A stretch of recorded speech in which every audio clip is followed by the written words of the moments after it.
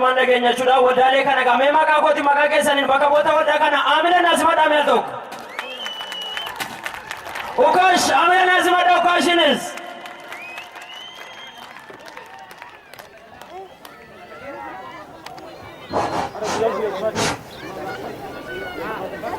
السلام عليكم ورحمة الله وبركاته. أهلا وسهلا حياكم الله وبياكم. نحن نشكركم مؤسسة الخيرية السكومندو وجمعية الوحدة المجتمع الهرجي وجمعية الكافة جبه قبا شنن جبه قبا كلكم أهلا وسهلا. نقول لكم يا مرحبا بكم الإخوة والأخوات. وكمان نشكر نتقدم الشكر والتقدير لرئيس هذه النادي نادي الوحدة أمين جمعان حياه الله وبياه. أكسما جالكمتوتا في كبيرتوتا وندايا سيكوف مندو كبيرتوتا في جالكمتوتا جارما يتوكما حواسا هرقي كبيرتوتا في جالكمتوتا وندايا شانك ديبه في جبا كنت كيسانو وامنشا كان كبيرتني أكسما سبا في سبلمون اللي جرا وإتي غرتني تيني سني وارني جنة هتوان نرجعني في قوميوان سني كاسو بربادي مكارونه هارته بوسر ثاني وطن نكمل سدن نسيوان وانه سبلمون جنة وانه نروان كنا بودا تو بجرا فكادا سادو من بلا توجن هذا وندم هو أن كنا كبيرتني هو بيسني ورون لدفتن جالاتوما سني جواروا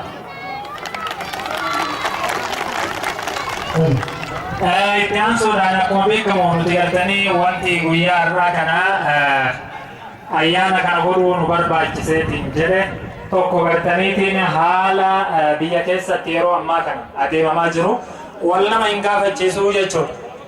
Sadarkaa duraa muummichi ministeera Oromoo tahee argamuudhaan hawwii fi gammachuu guddaa nutti dhagahamu waliin qoodamuu barbaanna. Ittihan suudhaan akkasuma agartanii haa ta'u malee muummicha ministeera keenya kana itti gammannee hamilee isaa kennuu isa jajjabeessuu wajjin akkasuma dhaamsa guddaa itti dabarfannu tokkotu jira. Maali ka jedhamu yoo taate uummanni keenya dhumutti jira jechuudha. Daangaa adda addaa irratti lubbuun namaa akka waraqaatiin lafa jiru jira. Biyya keessatti illee garteetiin dhumachuutti jira. Kanaafuu waan kana muummicha ministeera Dr. Abiy Ahmedis ta'ee bulchiinsa mootummaa naannoo Oromiyaa Lammaa Magarsaas ta'ee waan kana uummata keenya irraa dhaabuu akka isaan qaban nuti hawaasni Oromoo Yaman maqaa waldaawwata kanaatiin isin waamne dhaamsa guddaa dabarfachuu barbaada. Akkasuma garteetiin nuti duraan dursee tokkummaan kenna. Tokkummaan waldaa Sikkoomandootiif ijaaramayaa hawaasa Hararii fi shanan gibeef gabba guddisee waan itti gammadu waan natti dhagame keessaa isa tokko isiniin jechuu barbaada.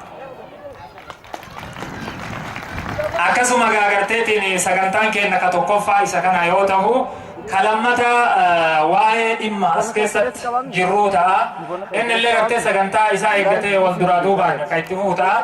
Wanti guddaan nuti asirratti waliif dabarsinu waa'ee naamusaa ta'a. Sagantaa kana keessatti illee akka koreen naamusaa isiniin jedhanitti akka garteetiin nuuf dhageeffattan naamusaan akka nuuteettan waan kana gartee haa'ili jennee bakka kanatti argamne jechuudha. Saniifuu naamusa nuti uummanni Oromoo uummata naamusaan kabajaan beekamu waan taaneef waan san gochaan agarsiisuu qabdan isiniin jechuu barbaada.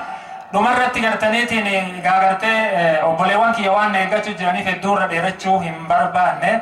Waa'ee gartee dhimma as keessaa illee tokko tokkoon maal akka ta'e jechuudha. Waa'ee dhimma keenya as keessaa jechuudha. Tokko yoo jenneetiin jenne rakkataan keenya akka qarqaramaa hin jirre, dhibamaan keenya yaalamaa akka hin jirre, dubartoonni keenya tahee daa'imman manguddoon walumaa galatti nageenni keenya hanqataa waan ta'eef rakkin hedduu jira jechuudha. Kana tokko tokko walii hin eegnu waan waliin keessa jirru waan ta'eef wajjin beekna. Isa kanarraallee sagantaa eeggannee hiriira addaa ka tasgabbaa'aa ta'e tokko jechuudha. Wacaan ala dirree kana keessatti gadduunne yeroo sani agarsiifna achirra osoo hin taane kana isinin jechuu barbaada. Galatoomaa ulfaadhaa isinin jedha.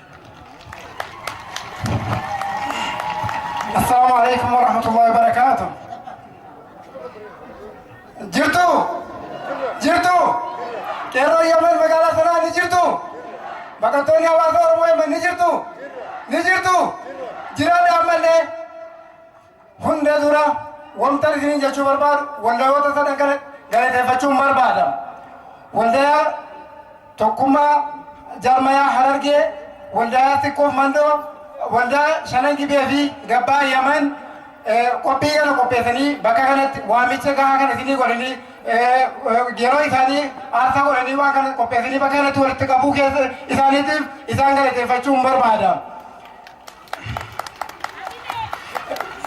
Itian Sudan waktu gua bakakanat ya kau itu nunugode motuman Oromia osaba Oromo bandara araki dosene wali ni dalaga jurusan sababe facudan akka inni ummanni Oromoo araatti dhokee sabahuuf jecha gochaan diinni ummanni gammachuu qabu tokkummaa isaa jaalala nuti tokko jedhee ibsachaa jiru masqala addabaabaayit gochaan suukanneessaan ajjeechaan irratti raawwatamee lammii keenya nagaa galaafate sana balaaleffachuudha kana ni balaaleffanna gadi fageenyaan. Ni balaaleffanna.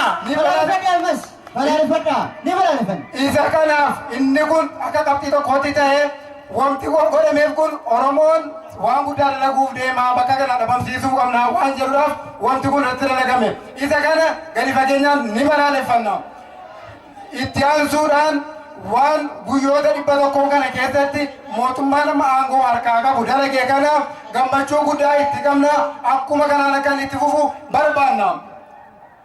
Inni kaan daangaan Oromiyaa kibba baharra daangaaleen Oromiyaa hundarratti ajjeechaan lammiilee keenya dhiigni saba keenya akkanatti jigaa jiru kana mootummaan aangoo harkaa qabu dandeettii harkaa qaba akka dhiigni lammii keenya akka bishaanitti kan namni kana akka inni uummata keenya irraa dhaabu dhaamsa keenya itti dabarfanna ni mormina ni balaaleffanna duubatti hin deebinu tokkummaan humna yoo tokko taane dhagaa fedhe ni cabsina tabba fedhe ni jitkina boodeetti hin deebinu nuti kan barbaannu bilisummaadha bilisummaa keenya nu dhufnaan karaa fedheen haa dhufu nuti kan sabni Oromoo baqattummaa guyyaa darraa eegalee kutuu qabna dura dhaabbanna amma booda abbaan biyyaa abbaan haqaa nuyi Oromoodha waan keenya irratti abbaan dhugamu hin kenninu isaan hin jennu